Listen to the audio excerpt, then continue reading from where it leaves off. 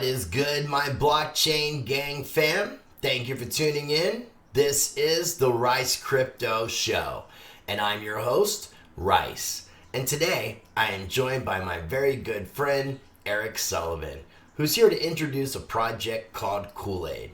Now, before we get into it, something really quick and serious. I just want to say thank you to all the people who are subscribed to my YouTube channel, who support me by watching my videos, liking, commenting, and sharing. I really appreciate it, and I love you from the bottom of my heart, and you're the reason why I do this. Now, if this just happens to be your first time ever checking out any of my videos, I do encourage you to explore my channel. Make sure you're subscribed, smash that like button, hit the notification bell so you can stay up to date with my videos as they're being released.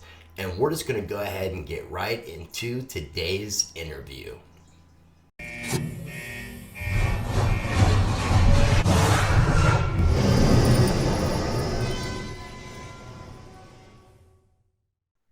All right, ladies and gentlemen. Now today, my guest is not only a friend, and I have friends that come on the show, but this is one of my homies.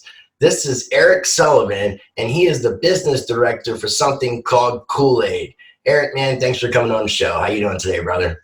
Dude, I'm doing awesome. It's good to see your face again. As I said before, it's been Miami. What? Last time I saw you, we actually had this kind of conversation? Yeah. No, it's been a minute, but we've seen a couple cities together, man. We went to Philly, we went to Vegas and Miami, and I'm going to try to convince you and going to New York for New York Blockchain Week for Consensus and Magical CryptoCon. And, you know, we got to promote what Cool A.D.E.'s doing, so.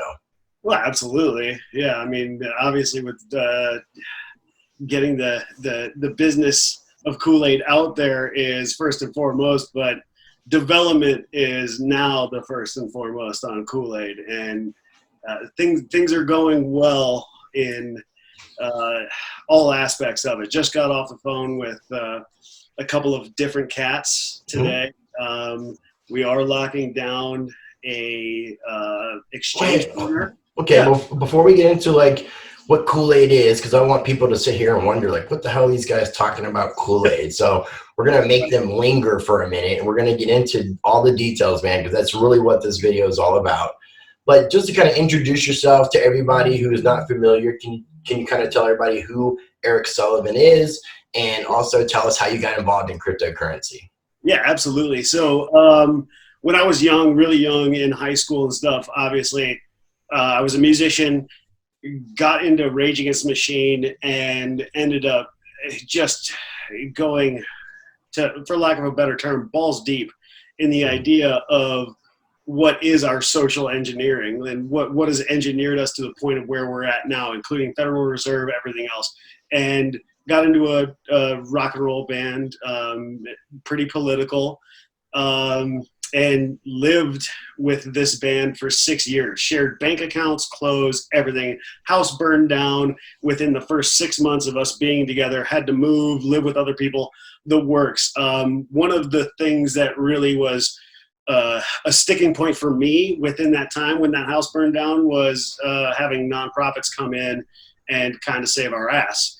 And it's actually one of the nonprofits that I fear the most right now that saved our ass. So it's one of the ones that I would like to see be the most transparent. But as we were going through our whole thing for 6 years, the one thing I've noticed was a lack of transparency in all of the, I would say, industries that everybody wants to be in. So whether it's music or art or everything else that we really see crypto aligning to, there's a lot of malfeasance and misfeasance that goes on in those industries. As far as what brought me to crypto is actually my guitarist of that band. I had been out of the band for a while. It was an amicable split. I had gotten married. It had been years since I even talked to him. I think it was like 3 years. And all of a sudden I got a phone call that was, hey, dude, everything we've been doing, Bitcoin. And I just said, no, there ain't no way. We know about this. We've gone over it a bit. Yeah, blah, blah, blah. And then all of a sudden, no, every single question I had regarding everything that I thought was our problem was solved. And honestly, Bitcoin solves that. And it solves the Federal Reserve. It solves every part of it. But the most interesting point of the white paper, the technology, everything was this one thing that really stuck in my craw, and that was utility. The idea that this decentralized nature of functioning entities could actually happen. You could have something be so decentralized that it doesn't even have a founder, and it could still function. I was so used to the architecture that we know of, somebody has to be the leader, and no, they don't. Actually, we just write a small smart contract, and hopefully in the future we get to that point. But I think you and I and everybody that I've met so far in crypto, we're all trying to figure that out. Like, how do we get to the point where we replace the president? How do we get to that point where we replace the people that are in positions that are the worst? Automate Congress, like we talked about before. Yeah, I will replace you with a tiny smart contract, dude. Yeah. And the funny thing was that you turn that back on yourself when you're starting to organize a business and starting to organize something that you want to help society, and you turn that back on yourself. Like, no, you don't get to make that decision. That's when all of a sudden I think that's when our project really turned the corner. Was, you could be replaced, and you'll probably be replaced. And how do you get replaced? And to me, that's the most important aspect of any project, whether it's Bitcoin and like the Bitcoin core and the Bitcoin, everything else. Like, we all sit there and argue these small minutiae. And it's really, if we all sat there and said, hey, I'm replaceable and I should be at any given point, that's something I want to see in, like, it just becomes mainstay. So yeah, it's definitely a good philosophy. And I mean, a lot of what you said, obviously, I mean, we agree on a lot of the things. We're both musicians. We have a lot of similar mindsets. We're very like-minded. That's one of the reasons why I think we get along. And I mean, it's such a shame. And I told you, like, I'm going to invite you on my podcast and invite you on, my show more often, because we have such great conversations. It's like, if we could just record just some of the random phone calls that we have. I mean, we're both transparent people. So most of the time when we have conversations, we're not saying anything that we wouldn't say otherwise, which is something I do appreciate about you. But so to be done talking about you, since this isn't all about you, let's talk about Cool A.D E, man. People, I'm sure by now, are like, what the hell, Cool A.D E? So the A.D E part is ADE, and that stands for Autonomous Donation Engine. Correct. So it's Cool Autonomous Donation Engine. So can you explain to me and everybody else what exactly that means and what exactly it is and how it's going to help people in this world? Yeah. So obviously with ICOs and everything that happened in 2017, I was looking at a way where you could basically donate to a certain cause and have that cause go ahead and create its function. And throughout the start of this cause and the end of this cause, everything that happens in between, all of the dirty human parts that have to happen in between, end up being basically organized in a way where it's a trustless system. And the best way to say it is, it used to be the DAO, right? So you had the decentralized autonomous organization. The only problem with that was it was solely based on this programming aspect, right? It didn't have humanity involved in it, in my opinion. The only humanity that was involved in it was donating to a programmable cause that somebody thought was, worthy of the money, and they voted with their dollar and they put that money in there and they hoped for the best, and maybe there was a governance function, right? Right. For us, I don't want to do like this little thing where we just program a thing, right? I want to clean a river. I want to hold the Red Cross accountable. I want to hold everybody accountable that wants to get a cause done, whether it's in crowdfunding, whether it's in cleaning the river, or whether it's creating a community garden or cleaning out grandma's garage. It's every level that is in humanity that we do in any given day, whether it's your own personal job, whatever you do to make money, those kind of things should be done in the same way, in my opinion, which means that somebody has to feel that the cause is worthy of donating to, and that this cause can get from point A to point B, which basically means cause completion, in a way that is as trustless and decentralized as possible. So that ADE, the autonomous donation engine, took what was the ICO as far as, hey, I want to donate to this thing, and maybe I make this money at the back end of it and sell this off later for a good profit. Instead of thinking about it like that, we were thinking, well, what is profit? Profit could be anything. It doesn't have to be money. It doesn't have to be currency. It can be actual good work. And we took that idea and we wanted to create an actual foundation based around creating this program that would actually function along those same lines, and vice versa, as a fractal of itself. So to not get too complicated, basically, we're funding this thing that is nothing more than an idea of being able to fund and build this other thing that will allow everybody else to fund and build whatever they believe in the same way. So whether you want to clean a river or whether you want to do your stuff, you'll be able to donate to those things accordingly. We're recently talking to a couple of people that are based out of the UK that, 300 people are going to climb Mount Kilimanjaro. And just thinking about the logistics behind climbing Mount Kilimanjaro, besides the backpacks, besides the tents, besides the ropes, there are other things involved, right? Each one of these people are supposed to get themselves 1,250 pounds per person, 300 people.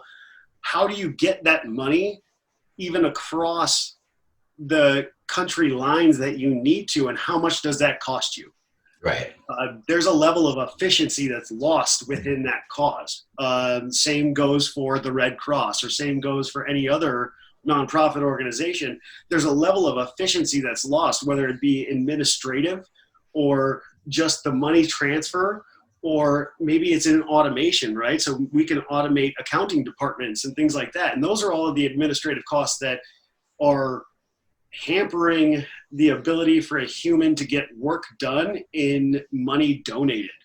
And within that bucket, let's call it, of efficiency, we should be able to fund an entire group of people in a gig economy.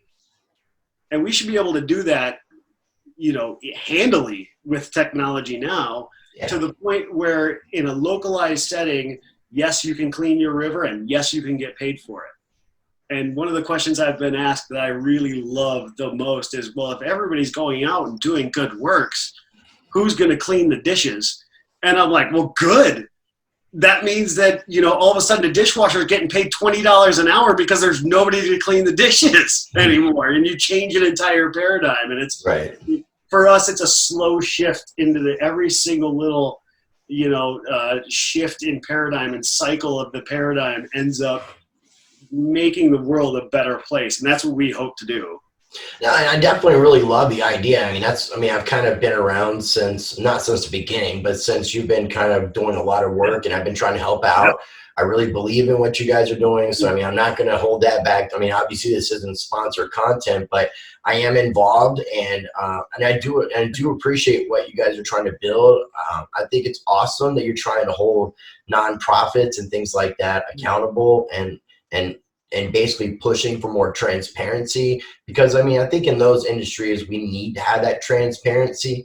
I do talk about there's a need for centralization in certain aspects, but I don't think that it applies to nonprofits, where people should know where their funds are going and not have to worry about whether those funds are being allocated for misuse or for the wrong purposes that they don't want their funds to be utilized for. So I definitely like that. And so, okay, I know that you guys are working with a nonprofit. Now, you mentioned things like cleaning the river. So maybe like community projects that somebody wants to put a bounty for I guess would be the right term. In a sense, yeah. And then somebody could collect that bounty, or a group of people, by completing the so-called smart contract. And by completing each section, you're somehow rewarded in doing so by each time. Is that correct? Is that how that would work? In a sense, yes. Yeah, absolutely. In our crypto community and programming and everything else, you can look at it as a bounty, right? So a bounty is put up at X amount, and then somebody can go and do it. But it shouldn't be looked at as somebody's going to get, the $10,000 that was put up for cleaning that river, right? So if only one person got on there and then cleaned the river and they got $10,000, like, A, how do you hold them accountable for cleaning that river? B, should they really get the $10,000? I mean, there's a lot of things that are involved, and that's where we spent 2 years, about 2 years now, just thinking about all of the minutia that would happen within a given cause, any cause whatsoever, and what ways can that be gamed, and how does our system end up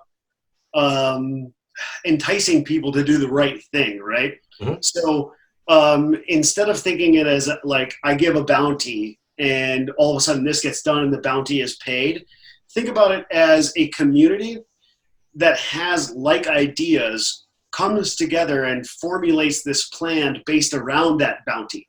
And given the minutia of how many people come into this community or come to sit at this table and eat dinner, right? And want to have this conversation and say, oh, what does it take to get this table clean? And all of these things that actually, the dirtiness of humans that gets involved in this little cause, we put all of that stuff into play. And then I hate the word because people use it too much, but we legitimately gamify this situation to a point where, think about just cleaning a river in this aspect. Do you need somebody that's there for wilderness EMS training? Yes, you do. I mean, somebody could get hurt on this thing, right? And what's the liability? What's the insurance protocol? What are all of these things that have to happen around cleaning out this river, right? How deep is the river? Do you need equipment? What are the supplies looking like? All of these things. And we take all of these questions and we try and find their maximum or their lowest common denominator and say, here's what we need to do for a budget regarding supplies, and here's what we need regarding these people, and here's what we need for this, and here's what we need for that. But we can't do that for every single one. So we rely on the team to do it, write their smart contract the way they need it written, get paid in the currency at which they would like to be paid, whether that's US dollars, could be Ripple, could be Litecoin, could be anything. We just set the table. They show up, cook the dinner, have the conversation, and by the time it's all said and done, the river's clean, everything's ready to go, and everybody gets paid. It's all confirmed and ready to go. And when things get dirty, like it always happens with humans, when things get dirty, we have protocols that are in place to make sure that those are handled as best they possibly can be within the expectations that were set by the users themselves, and we don't stand in the way of it. That's why we're decentralized, and that's why, we want to create this realm where they get to run themselves. But when it does get dirty and things happen and, somebody says, oh, grandma's garage didn't get clean and there's only 2 people there. Yeah, we have, protocols for that, for people to step in. And I won't get into the minutia. Yeah. We don't have to overcomplicate it because, really what I wanted to do was introduce people to the idea of what Cool A.D.E is and what you guys are trying to do with disrupting this entire combination of industries, a combination of nonprofits, crowdfunding. I know there's 4 colors in the logo. What were the 4 colors and what did each color represent? So the gamification methods require and the logo. And real quick, and I'll have it on the thumbnail. The logo is it's kind of it's a life preserver. A life preserver. Yeah, life preserver. And each section of the each quadrant of the life preserver is a different color, and each color represents a different thing. And the gamification method for us, we don't want people to be just strictly involved in, let's say, green, which is eco-friendly stuff like cleaning rivers, right? We want people to get involved in other things. it doesn't mean they have to, like red, health, medical. It doesn't mean they have to go give blood, but they should at least donate a little bit over to there and have some interaction over there. So we're not building these silos of specialization. Right. We'd like people to be specialized in their stuff and really, rising tides raise all ships. So we want people to come up and have that ability to be specialized, but we also want to make sure that they're interacting with everybody else that's within this ecosystem. So the colors are: green would be eco, red, medical, blue would be the crowdfunding mechanism, right? So that's the, I want to, fund a school bus, right?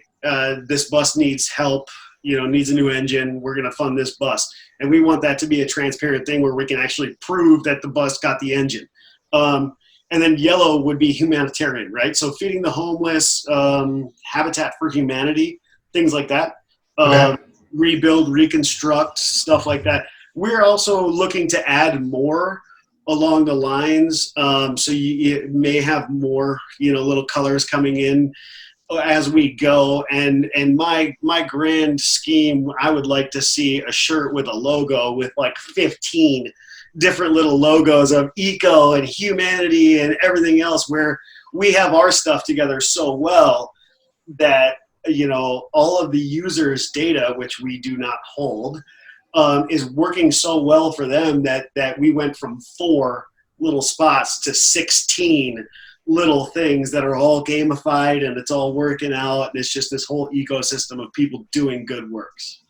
Well, and like I was saying, this is just the beginning. I mean, you guys are right now in the building stages. I mean, you formulate a lot of these ideas in your head. You've been working with your team. We've been going around these conferences. You've been meeting all these different people, some of which, I've introduced you to, some of which you've met on your own. But between those connections and your drive, you've been able to make some progress. And so, we'll definitely bring you back on to talk about progress as it's being made. But a couple of the last questions I'll ask you. How is Cool A.D.E incorporating blockchain and cryptocurrency technology into projects so that people can have a better understanding of that? But I know you've mentioned some cryptos as forms of payment. But how are you incorporating blockchain into this? So the most important thing is we want to remain decentralized. And in order to do that, over the course of the last almost 2 years, we've been looking for the tech that would support what we're doing. As you know, when we were in Miami, I got to talk to Colin from Nexus, and they really did build 90% of the autonomous donation engine. It was built. After having that conversation, I was sitting there going, oh my God, my vision, our whole team's vision is built already. It's just 90%. So we are building on Nexus. And that will house the majority of what happens regarding functioning, like smart contracts and everything else, user actual sign in and everything else, utilizing Tritium++, all of that stuff. Nexus will house a lot of that. Redundancies, we'll be using Komodo and a couple of others to kind of take some of the, not necessarily burden, but basically beef up the security protocol and to make sure that this application works 100% of the time, all the time. Like, it should never go down, ever. And if it ever happened to go down, nobody ever loses anything. So we're looking at all of the redundancies that have to come into play, and we're actually, like I said, building on Nexus, working redundancies on Komodo. We're also working with a couple of different, we're working with one exchange that I can't mention now, so I'll be able to mention it very soon. But they're going to be, we're really engineering around them for their, they're a very, very good exchange, non-custodial, one-to-one exchange, source. I can already tell people that, like, any project that you guys are going to be partnering up with is going to be in the same element. So if people do their education and they do their research, you can kind of put two and two together as far as exchanges that do good. Yeah. Because that's ultimately, I believe, one of the long-term goals of what Cool A.D.E is trying to do. Is just do good. That's all it's going to do. And it's going to be released to the people when it's all said and done. I've been asked, what do you get out of this? And it's like, maybe a salary for a little bit of a time, but then this thing's done and it gets passed off and I get to put that on my resume. Like, that's it. I mean, as far as the blockchain stuff that we're actually utilizing, we're in talks with a bunch of different things regarding, obviously, 501c3 to remain nonprofit. We have to play in the realm of regulation. So how do we do that and still remain decentralized and play within those realms and dance within those realms?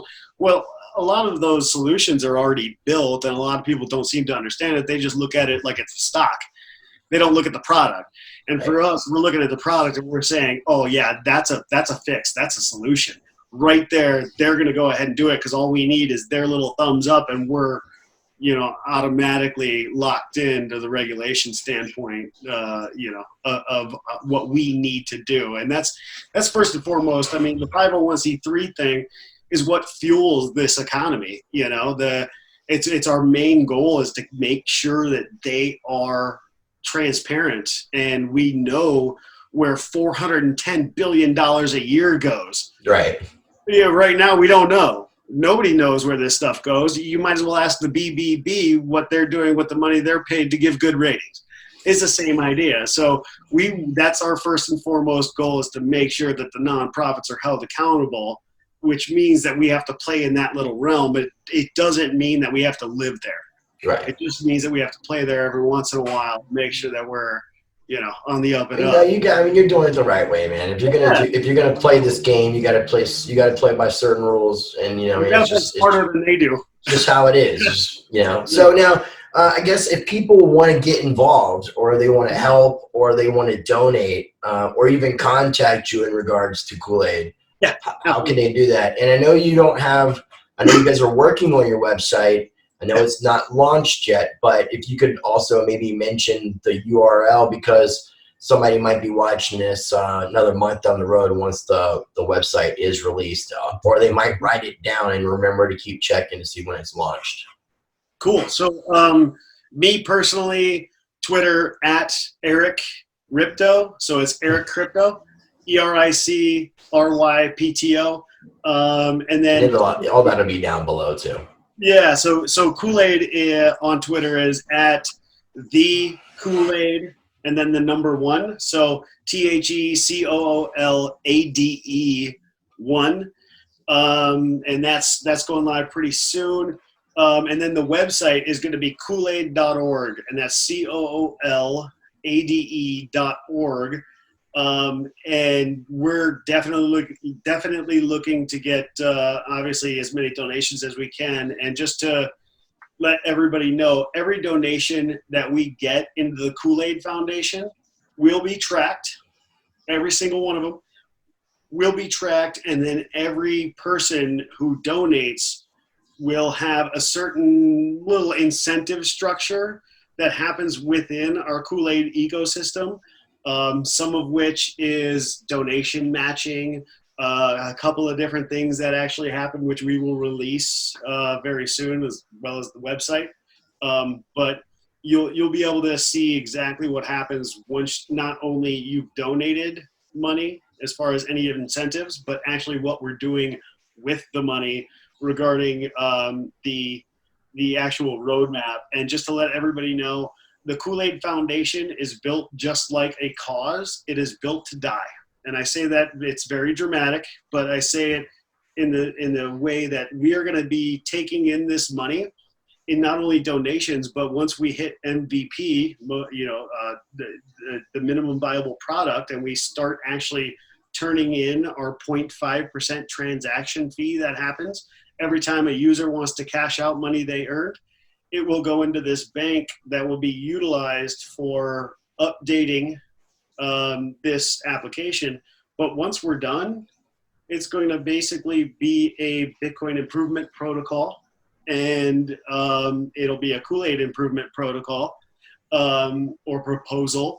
And all of these things will happen just like the causes that we do, like cleaning a river or anything else. And anything else that is not utilized will actually go to donation matching in the future. So you put in $1,000 to clean a river. If you were one of the first people to get in and actually, send us a little bit of money as a donation, whether it's $1, a cent, whatever, doesn't matter, just a little bit of money to get us to get going, we'll actually end up donating back to any cause that you put in. You put $100 to clean Grandma's garage, there's a chance you could get another $100 to help clean Grandma's garage a little faster. So that's cool. Yeah, there's a cool incentive structure, and we are going to release this to the people. We are not going to hold on to this. There are no CEOs.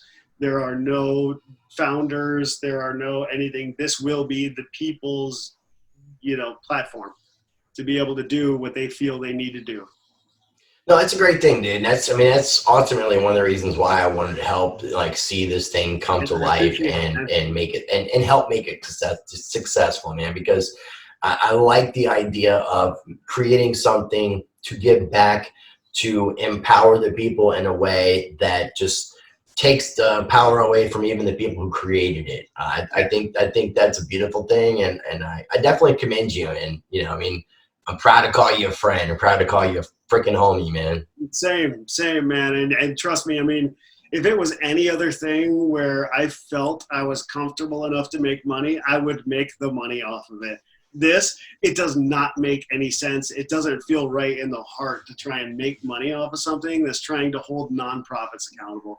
That's just something that should never exist. Right. No, I agree. But like we've talked about, there's lots of ways that people can make money in this industry and also do things like you're doing in addition. So, it doesn't always have, not every project has to be about profits and how that you personally can benefit off something. It's a really awesome thing when somebody's making something in a selfless manner, not expecting to benefit off of it in any capacity. So, regardless of if you were my friend, man, that's just straight up commendable. So I appreciate it. Dude, I appreciate the good words, but it's one of those deals where, if this was any other thing where I wasn't trying to hold nonprofits accountable, or we weren't trying to do good works and stuff like that, and I saw a good use case for it, and it was something where it made sense to make money, yeah, I'd be making money, Right. That's, but there are other profits, there are social profits, there are social benefits, there are things that you can do. And to be honest, I'd be lying if I said that I wasn't getting anything out of this. And if somebody asked me again, what are you getting out of this? And I'd say, well, geez, look at this industry. We're so new in this industry. It's such a new industry that I could, be emptying garbage out and be a janitor over at Bitcoin Core and end up being a CEO of something later on down the line, right? So just understanding where we're going in this, I know that I don't have to make money off of this to make money later. As long as I organize this and do this well, I don't have to worry about my future. It's not going to be something I have to worry about. And if everybody in this sector, in this little crypto space, had that in mind instead of scamming or thinking about like Bitcoin versus Bitcoin Cash and doing all this fighting stuff, we'd all be in a much better place. And I hope that whatever we're doing has at least some sort of an impact on that, where it's like, just start looking into the future and understand that I don't give a damn which coin you like. I don't care. You can use every single one of them on my platform for a reason, because I don't want a barrier to entry, Right. I want everybody to be involved. I want everything to be inclusive. I want us all to go to the same place that we all want to go. I just want to do it in the right way. Love it, dude. Love it. And well said. So I'm going to have links down below for everything we talked about. I encourage people to check out what you're doing. Like I said, and like you said, the website will be launched soon. Yeah. If this happens to be any of your first time ever watching any of my content, I do encourage you to explore my channel. If you like what I'm doing, you can support me by subscribing, hitting that like button, make sure you're commenting and sharing. And as always, I do encourage you, I really do.